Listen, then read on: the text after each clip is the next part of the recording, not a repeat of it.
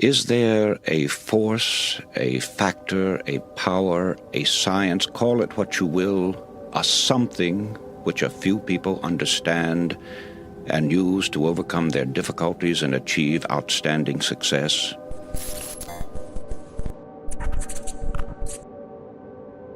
I firmly believe that there is.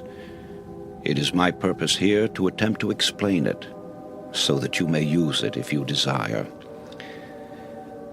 I realize I have run across something that is workable, but I don't consider it as anything mystical except in the sense that it is unknown to the majority of people and is little understood by the average person. It's what I call mind stuff.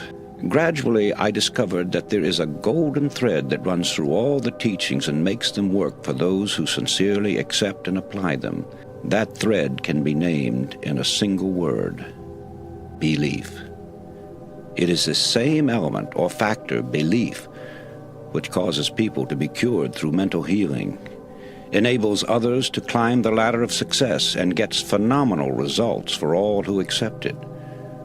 Why belief as a miracle worker is something that cannot be satisfactorily explained, but have no doubt about it. There's genuine magic in believing. The magic of believing became a phrase around which my thoughts steadily revolved. I've tried to put down these thoughts as simply and as clearly as I could, so that everyone can understand. My hope is that anyone who listens will be helped in reaching their goal in life. All success, all material gain, all great discoveries, inventions, and of all achievements. With that in mind, it becomes easy to understand that a man's thoughts make or break him, and Shakespeare's words become more intelligible. There is nothing either good or bad, but thinking makes it so. Many people feel that success comes with hard work. However, I would like to point out that hard work alone will not bring success. The world is filled with people who have worked hard but have little to show for it. Something more than hard work is necessary. It is creative thinking and firm belief in your ability to execute your ideas. The successful people in history have succeeded through their thinking. Their hands were merely helpers to their brains. Another important point is that one essential to success is that your desire be an all-obsessing one, your thoughts and aims be coordinated, and your energy be concentrated and applied without let-up. It may be riches or fame or position or knowledge that you want, for each person has his own idea of what success means to him.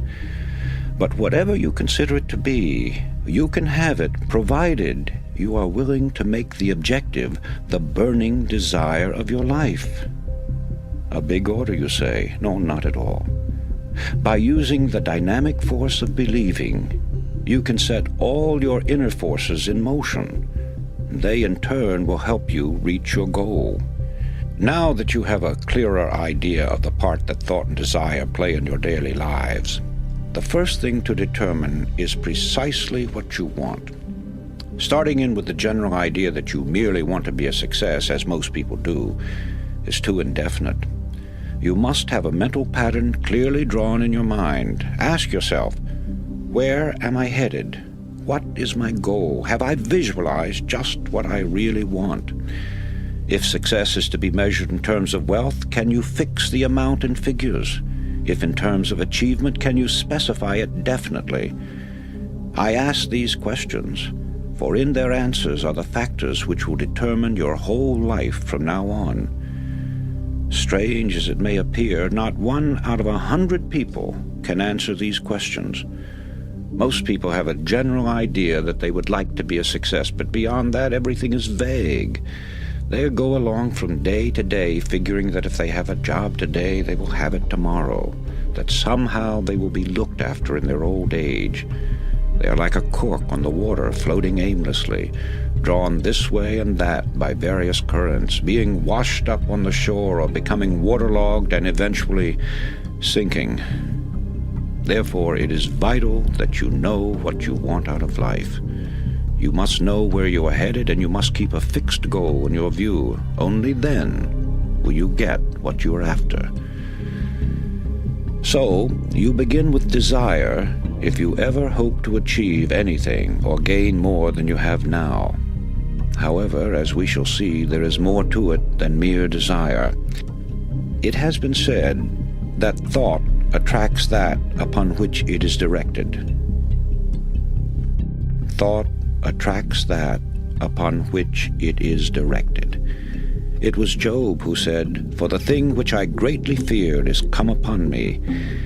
Our fearful thoughts are just as creative or just as magnetic in attracting troubles to us as are the constructive and positive ones in attracting positive results. So no matter what the character of the thought, it does create after its kind. When this sinks into a man's consciousness, he gets some inkling of the awe-inspiring power which is his to use.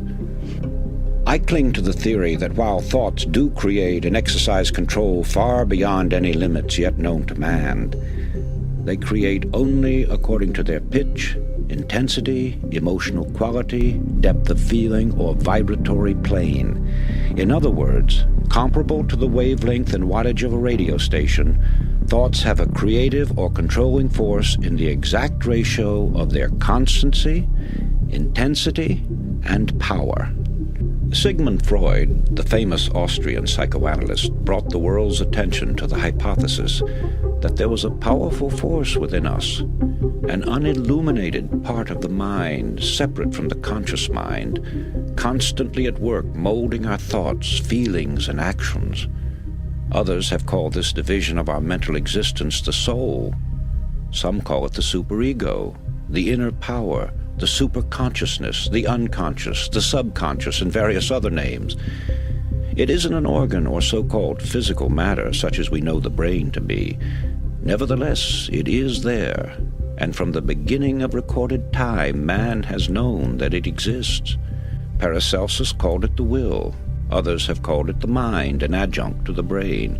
Some have referred to it as conscience, the creator of the still, small voice within. Still others called it intelligence, and have asserted that it is a part of the supreme intelligence to which we are all linked.